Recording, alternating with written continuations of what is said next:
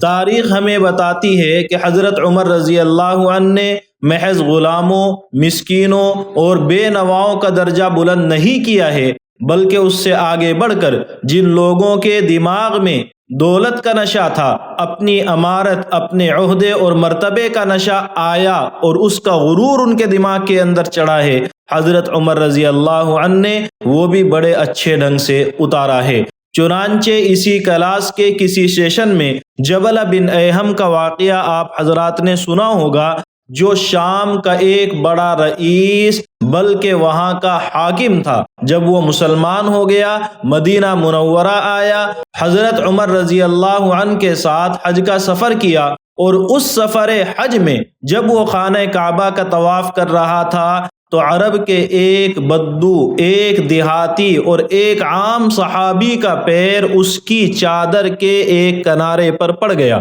جبلہ نے اس شخص کو ایک زوردار تھپڑ رسید کیا۔ اس شخص نے پلٹ کر وار کیا اور بہترین جواب دیا۔ جبلہ کو یہ بات بری لگی اور اس نے حضرت عمر رضی اللہ عنہ سے اس شخص کی شکایت کی۔ حضرت عمر نے فرمایا، تم کیا شکایت کرتے ہو؟ جو کچھ تم نے کیا ہے اس کی سزا تمہیں ملی ہے۔ جبلہ حیران رہ گیا اور کہنے لگا کہ ہم اس مرتبے کے لوگ ہیں کہ اگر کوئی شخص ہمارے ساتھ یہ گستاخی کرتا ہے تو اس کی سزا قتل کے علاوہ کچھ بھی نہیں ہے۔ حضرت عمر رضی اللہ عنہ نے فرمایا، تم صحیح کہتے ہو۔ زمانے جاہلیت میں اس طرح کی حرکت اگر کوئی کرتا تو اس کی سزا یہی ہوتی تھی، لیکن اسلام نے اس اونچ نیچ کے فرق کو ختم کر دیا ہے۔ اب جو شخص جس مرتبے کا بھی ہو، اگر وہ جرم کرتا ہے تو اس کی سزا وہی ہے جو ادنا مرتبے کے شخص کی ہوتی ہے۔ اس جرم میں وہی سزا نافذ ہوگی جو چھوٹے لوگوں کے جرم کے اندر نافذ ہوتی ہے۔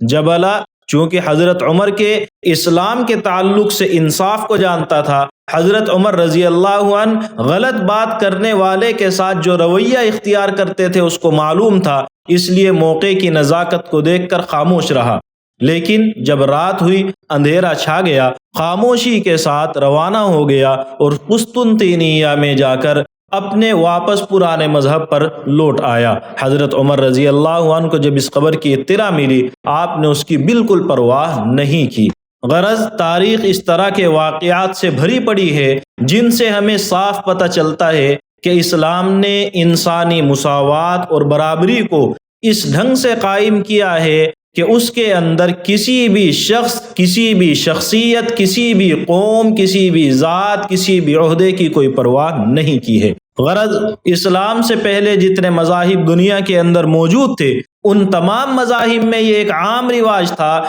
کہ عام انسان کے اللہ تک پہنچنے کے لیے، اس عام انسان کی خود کی بخشش اور نجات کے لیے، اس عام انسان کی اپنی ضرورت اللہ سے پورا کرانے کے لیے کوئی ایک شخص، ایک شخصیت واسطہ بنتی تھی۔ ان کے مذہبی رہنماؤں نے عوام کا ذہن یہ بنا دیا تھا کہ براہ راست عبادت کرنے کے بجائے نجات کے لیے کسی درمیانی شخص کے واسطے کی ضرورت پڑتی ہے، اس کا سہارا لینا ضروری ہے۔ اس درمیانی شخص کے بغیر نہ کوئی انسان خدا تک پہنچ سکتا ہے، ان کی سفارش کے بغیر نہ نجات اور مغفرت ہو سکتی ہے، بلکہ چھوٹی چھوٹی عام مذہبی رسومات، چھوٹی چھوٹی عام عبادتوں کے اندر بھی انسان خود ذمہ دار نہیں بن سکتا، خود اپنی عبادت کو اللہ کی بارگاہ میں پیش نہیں کر سکتا، بلکہ کسی بڑے کی ضرورت ہے۔ اس عقیدے نے اکثر مذاہب میں مذہبی اجارہ داری کی ایسی مضبوط بنیاد قائم کی تھی،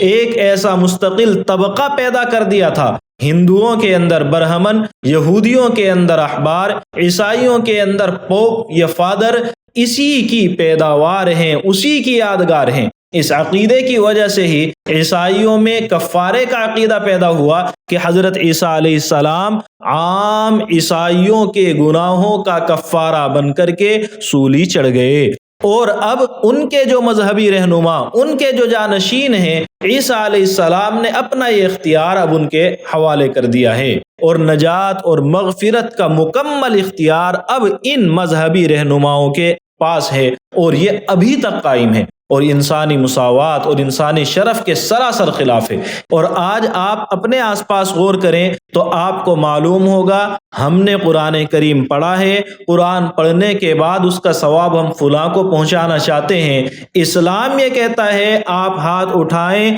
دعا کریں، اے اللہ میں نے یہ عمل کیا ہے، اس کو قبول فرما اور اس کا ثواب فلاں کو پہنچا دے۔ اللہ پہنچا دیتا ہے، یہ اصل اسلامی نظریہ ہے۔ اور اس سے آگے بڑھ کر دعا کی بھی ضرورت نہیں ہے۔ آپ نے کلام پڑھا، قرآن کی آیتیں پڑھی، دل میں نیت کی کہ میں نے اس فلاں کو ثواب پہنچانے کے لیے پڑھی ہے، اللہ نے اگر آپ کی تلاوت کو قبول کر لیا ہے، آپ کی تلاوت اللہ کے یہاں قبولیت کے لائق تھی، تو ثواب پہنچ جائے گا۔ اتنا آسان عمل اللہ تعالیٰ نے بنایا ہے، لیکن ہمارا تصور آج بھی یہ ہے کہ جب ہم پڑھ لیں گے تو کسی مولانا کے پاس، کسی عالم کے پاس میں جائیں گے، وہ ہمارے اس قرآن کو ہمارے مردے تک پہنچائے گا۔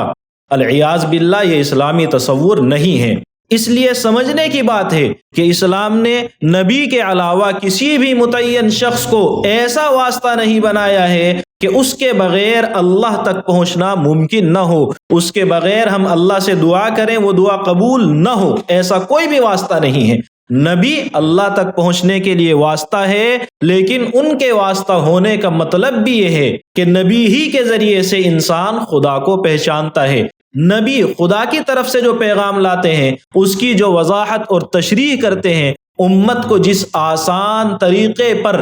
نبی سمجھاتے ہیں، اور ان معلومات اور اللہ کی ان آیتوں کی روشنی میں نبی جو تعلیم خود سے دیتے ہیں، اگر انسان کو وہ تعلیمات نہ ملے، اگر ان تعلیمات کو انسان ملنے کے بعد اس طریقے پر اختیار نہ کرے جو نبی نے بتایا ہے، تو پھر انسان کے لیے خدا کو پہچاننا مشکل ہے۔ اس لیے ان چیزوں کے اندر نبی کی پیروی ضروری ہے۔ اس معنی کر نبی بندے اور اللہ کے درمیان واسطہ ہے، لیکن کسی انسان کے لیے ایسی سفارش کہ اگر وہ سفارش ہو گئی تو خدا ضرور قبول کر لے گا، اللہ تعالیٰ بندے کی مغفرت اور نوازش کرنے پر مجبور ہو جائے گا، اللہ تعالیٰ کی طرف سے نعمت جو ملنا ہے یا نہیں ملنا ہے، فلاں نے سفارش کر دی تو اب اللہ تعالیٰ اس نعمت کو دینے پر مجبور ہو جائے گا۔ آپ کے آسان الفاظ میں جو عوام کی زبان پر آتے ہیں کہ اگر فلاں کی سفارش ہو گئی، فلاں جگہ جا کر ہم نے یہ کام کر لیا تو ضرور ہمارا مسئلہ حل ہو جائے گا، ایسی سفارش کا اختیار اللہ نے کسی کو بھی نہیں دیا ہے۔ یا ایسی سفارش کہ اگر وہ سفارش نہ ہوئی تو ہمارا مسئلہ حل نہیں ہوگا، ایسا کوئی تصور اسلام نے نہیں دیا ہے۔ یہ سفارش کہ بندہ اللہ کو مجبور کر دے اس سفارش کے ذریعے سے، یا اس سفارش کے بغیر بندے کا مسئلہ حل نہ ہو، اللہ نے اس سفارش کا اختیار نہ کسی فرشتے کو دیا ہے، نہ کسی نبی کو دیا ہے، اور نہ کسی ولی کو دیا ہے، بلکہ قرآن کریم صاف طور پر اعلان کرتا ہے، من ذا الذی یشفع عندہ الا باذنہ، کون ہے جو اللہ کے دربار میں اللہ کی اجازت کے بغیر سفارش بھی کر سکے۔ اللہ فرماتا ہے ما من شفیع الا من بعد اذنہ، کہ کوئی بھی سفارشی اگر سفارش کرے گا تو خدا کی اجازت کے بعد کرے گا، اس کی اجازت کے بغیر کوئی سفارش کر ہی نہیں سکتا ہے۔ اللہ فرماتا ہے نجات اور مغفرت صرف اللہ کے قبضے میں ہے، اور یہ اللہ ہی کرتا ہے، اپنی مرضی سے کرتا ہے۔ وَمَن يَغْفِرُ الذُّنُوبَ إِلَّا اللَّهُ، اللہ کے علاوہ کون ہے جو گناہوں کی مغفرت کر دے۔ غرض اسلام نے ہمیں یہ تصور دیا، اور اس تصور نے بندے کا تعلق ڈائریکٹ اللہ تعالیٰ سے جوڑ دیا ہے کہ اگر انسان اللہ کی بارگاہ میں اللہ کے احکام صحیح ڈھنگ سے پیش کرتا ہے، احکام خداوندی کی پابندی کرتا ہے، اور کسی واسطے پر مجبور ہوئے بغیر اپنے وہ احکام، اپنے وہ اعمال اللہ کے دربار میں پیش کرتا ہے، تو اللہ تعالیٰ اس کے ان اعمال کو دیکھتا ہے، پرکھتا ہے، قبول کرتا ہے، اور اس کو وہاں تک پہنچانے کے لیے کچھ الگ سے کرنے کی ضرورت نہیں ہے، بلکہ اللہ کہتا ہے تمہاری شہ رگ سے زیادہ میں تمہارے قریب ہوں، میں تو وہی موجود ہوں جہاں تم عمل کر رہے ہو، مجھے پتا ہے تم کیا عمل کر رہے ہو، مجھے پتا ہے تمہارے عمل کی حیثیت کیا ہے، نیت تمہاری کیا ہے، میں فوراً قبول کر سکتا ہوں۔ چنانچہ اللہ نے فرمایا بے شک ہم نے ہی انسان کو پیدا کیا ہے، اس کے دل میں جو خیالات آتے ہیں ہم ان خیالات کو جانتے ہیں، ہم اس کی شہ رگ سے بھی زیادہ اس کے قریب ہیں۔ اللہ تعالیٰ اپنے رسول صلی اللہ علیہ وسلم کو فرماتا ہے کہ جب میرے بندے آپ سے میرے بارے میں پوچھیں تو آپ انہیں بتا دیں میں ان سے بہت قریب ہوں، دعا مانگنے والے کی دعا کو سنتا ہوں جب وہ مجھ سے دعا کرتا ہے، اس لیے انہیں چاہیے کہ وہ میرا حکم مانیں، مجھ پر ایمان لے آئیں تاکہ راہ راست پر وہ آ سکیں۔ جب انسان اللہ کو یاد کرتا ہے تو اللہ کہتا ہے میں تجھے یاد کرتا ہوں۔ چنانچہ سورہ بقرہ میں اللہ نے فرمایا جب تم مجھ کو یاد کرو گے تو میں تم کو یاد کروں گا، میرا شکر ادا کرو ناشکری مت کرو۔ حدیث قدسی میں ہے اللہ کے رسول صلی اللہ علیہ وسلم اللہ کا فرمان ڈائریکٹ نقل کرتے ہیں کہ جب میرا بندہ مجھ سے ایک بالش قریب آتا ہے تو میں ایک ہاتھ اس کے قریب آتا ہوں، اور جب وہ ایک ہاتھ میرے قریب آتا ہے تو میں ایک باع اس کے قریب آتا ہوں۔ باع کا مطلب جب ہم دونوں ہاتھوں کو پورے پھیلا دیں تو ایک ہاتھ کے ایک انگلی کے سرے سے دوسری انگلی کے سرے تک جو فاصلہ ہوتا ہے اس کو کہتے ہیں باع، اور بندے کے لیے ایک ہاتھ یہ ہے۔ تو اللہ نے فرمایا ایک ہاتھ تم قریب چل کر کے آؤ گے میں تم سے زیادہ تیز، تم سے زیادہ ڈبل مقدار کی دوری کو طے کر دوں گا، تم میرے قریب آ کر تو دیکھو۔ جب بندہ میری طرف آہستہ آہستہ خرامہ خرامہ چل کر کے آتا ہے تو میں اس کی طرف دوڑ کر کے آتا ہوں۔ غرض ان تعلیمات پر آپ غور کریں، ان تعلیمات نے بندے کے اندر بڑی خود اعتمادی پیدا کی ہے، ان کو بتایا ہے کہ انہیں خدا تک پہنچنے کے لیے کسی واسطے اور وسیلے کی ضرورت نہیں ہے، بس سچی طلب چاہیے، نیک عمل درکار ہے۔ اللہ کا فضل خود بندے کی دستگیری فرماتا ہے،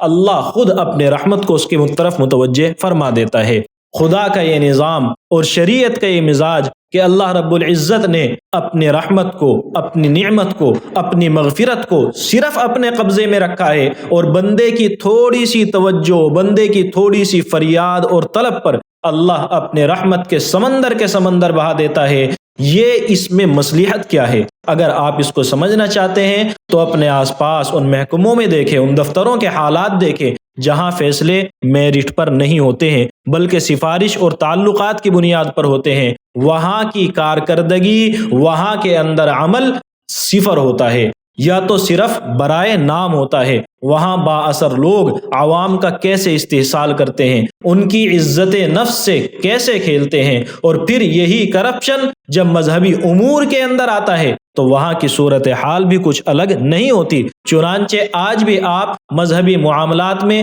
جہاں واسطے، وسیلے اور سفارش کی ضرورت سمجھی جاتی ہے، ایک طبقہ مذہب کا اجارہ دار اور نجات و مغفرت کا مالک و مختار بنا دیا جاتا ہے، وہاں عمل کی اہمیت ختم ہو جاتی ہے، اور چڑھاوے اور نذرانے عوام کو جس راستے پر لے جاتے ہیں وہ صرف ایک ایسی بند گلی ہے جہاں سے واپسی بہت مشکل ہوتی ہے۔ کیوں؟ جو بندہ اس راستے پر لگ گیا، عمل کچھ بھی کرنے کی ضرورت نہیں ہے، حرام حلال کی پرواہ کی ضرورت نہیں ہے، بس لے جا کر کے فلاں جگہ پر یہ چڑھا دینا ہے، بس لے جا کر فلاں کی عقیدت میں یہ پیش کر دینا ہے، نجات ہو جائے گی، نعمتیں ملتی رہیں گی، کاروبار بڑھتا رہے گا۔ جب یہ تصور آ گیا تو بندہ عمل سے پیچھے ہٹ جاتا ہے اور اس سے آگے بڑھ کر پھر وہ حقیقت پہچاننے کی کوشش بھی نہیں کرتا، اور جس کو یہ لے جا کر کے دے رہا ہے، جس سے اس کو عقیدت ہوئی ہے، وہ بھی اس کو حقیقت نہیں بتائے گا۔ وجہ آپ سمجھتے ہیں، یہ اس لیے کوشش نہیں کرے گا حقیقت کو جاننے کی کہ اگر حقیقت سے پردہ اٹھا تو عمل کرنا پڑے گا، حرام کو چھوڑنا پڑے گا، حرام کاری سے بچنا پڑے گا، تو یہ پرواہ نہیں کرے گا۔ اور جس کو یہ لے جا کر کے پیش کرتا ہے، اس نے اگر حقیقت بتا دی تو اس کا دھندا چوپٹ ہو جائے گا، اس لیے وہ حقیقت بتائے گا نہیں اور یہ حقیقت جاننے کی کوشش نہیں کرے گا۔ تیسرا آدمی اس کو کچھ سمجھائے گا تو اس کا وہ حضرت، وہ پیر، اس کو اس حقیقت سے دور کرنے کی کوشش کرے گا، اور حقیقت بتانے والے شخص سے بھی دور کرنے کی کوشش کرے گا۔ کیوں؟ کیونکہ اس کا کاروبار بند ہوتا ہے۔ اسلام نے اس غفلت کی چادر کو اتار کر پھینک دیا ہے اور صاف اعلان کیا ہے، بندے تیرا عمل اصل ہے، تجھ سے تیرے عمل کے بارے میں پوچھا جانا ہے۔ ہر انسان براہ راست اپنے عمل کا پابند ہے اور اس کے نتائج کا خود ذمہ دار ہے۔ کل قیامت کے دن اگر اللہ نے پوچھا تو نے فلاں جگہ جا کر نذرانے پیش کیے، میرے سامنے سجدہ نہیں کیا، تو نے فلاں جگہ جا کر چڑھائے زکوٰۃ نہیں دی،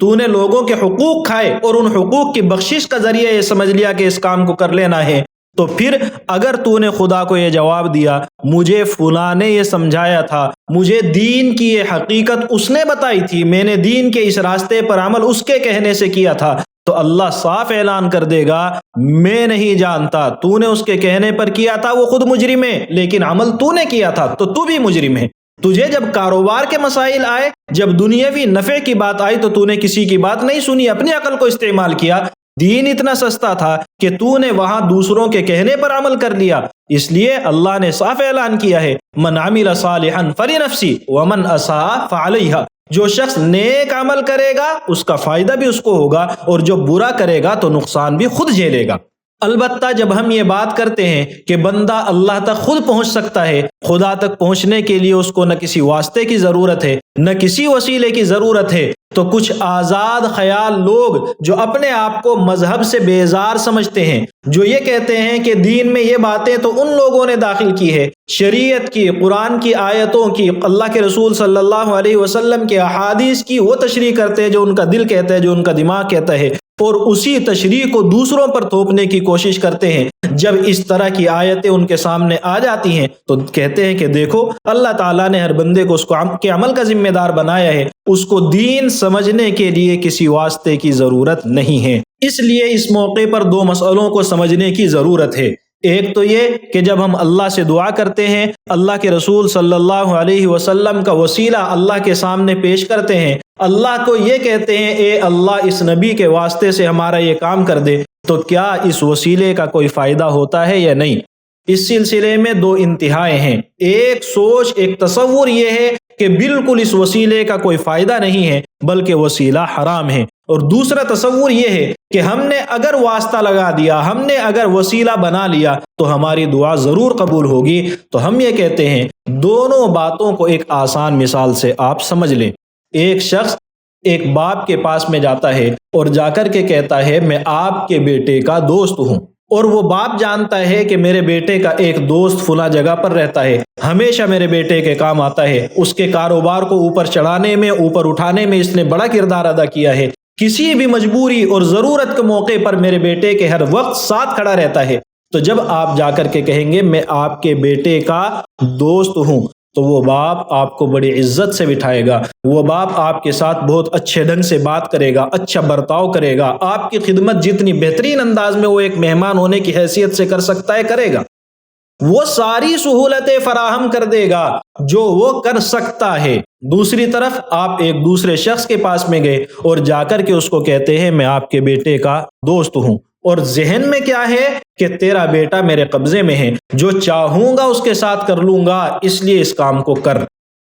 دونوں جگہ آپ نے الفاظ ایک جیسے استعمال کیے، میں آپ کے بیٹے کا دوست ہوں، لیکن ایک جگہ تصور کیا ہے، آپ کا خیال کیا ہے، میں آپ کے بیٹے کے ساتھ اچھا معاملہ کرتا ہوں، اور باپ اس حقیقت کو سمجھتا ہے تو وہ آپ کے ساتھ اتنا اچھا برتاؤ کرتا ہے۔ دوسری جگہ جب آپ نے یہی الفاظ استعمال کیے میں آپ کے بیٹے کا دوست ہوں، وہاں تصور دوسرا ہے کہ آپ کو میرا یہ کام کرنا پڑے گا ورنہ تو یہ ہونے والا ہے، آپ اس کام کے کرنے پر میرے سامنے مجبور اور بے بس ہیں۔ تو اب اس تصور میں اگر اتفاق سے وہ باپ طاقتور ہے، اگر اتفاق سے وہ باپ اپنے مجبور بیٹے کو اس کی مجبوری سے نکالنے کی صلاحیت رکھتا ہے، اتنے انتظامات اس کے پاس میں ہیں، اب وہ آپ کی بات کو اہمیت دے، آپ کی شخصیت کو اہمیت دے، بہت دور کی بات ہے، آپ کو وہاں خیریت کے ساتھ واپس جانے کا موقع مل جائے، یہی غنیمت ہے۔ تو یہی تصور اصل میں وسیلے کا اللہ کے دربار میں بھی ہے۔ جب آپ یہ کہتے ہیں کہ اے اللہ میں تیرے نبی کا امتی ہوں، اے اللہ میری ضرورت کو تو نے پورا کر دیا،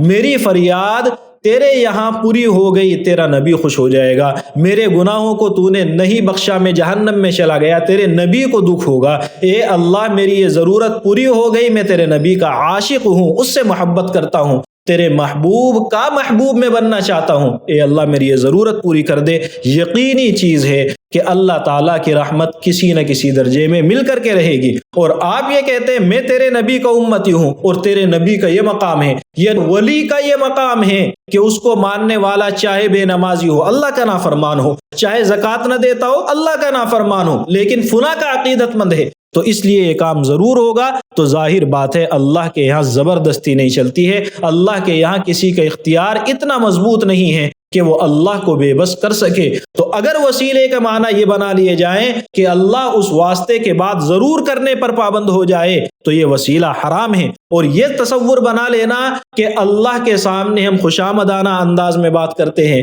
اپنے نبی کے واسطے کو لاتے ہیں، اے اللہ تیرے محبوب کے امتی ہیں، تو اللہ پھر بھی دھتکار دے، یہ عقیدہ بھی صحیح نہیں ہے۔ صحیح بات یہ ہے بندہ اللہ کے سامنے خود کو مجبور ظاہر کرے، بندہ اپنے آپ کو خدا کے رسول کا عاشق بتانے کی کوشش کرے اور وہ عشق میں کہیں نہ کہیں سچا بھی ہو، محض دھوکے باز نہ ہو، دھوکہ اللہ سمجھتا ہے، تو پھر امید ہے کہ اللہ تعالیٰ ضرور اس بندے کی فریاد کو کہیں نہ کہیں کسی نہ کسی درجے میں قبول فرما لے گا۔ وہی حقیقت ہے کہ دعا جب کی جاتی ہے تو اس کو 4 چیزوں میں سے کوئی ایک چیز ملتی ہے، انشاءاللہ کسی دوسرے موقع پر آپ کے سامنے آئیں گی۔ اللہ تعالیٰ ان چیزوں کو ہماری سمجھ میں اتار دے، اللہ تعالیٰ دین کا مزاج اور دین کا جو اصل مقصد ہے اس تک ہمیں پہنچنے میں اپنے رحمت کو ہمارے ساتھ شامل حال فرمائیں، اللہ ہماری غلطی کوتاہیوں کو معاف فرمائیں اور صحیح نہج اور صحیح دین ہماری زندگی میں داخل فرمائیں۔ آج کے لیے اتنا ہی، انشاءاللہ اگلے سیشن میں پھر ملیں گے۔ وآخر دعوانا ان الحمد للہ رب العالمین۔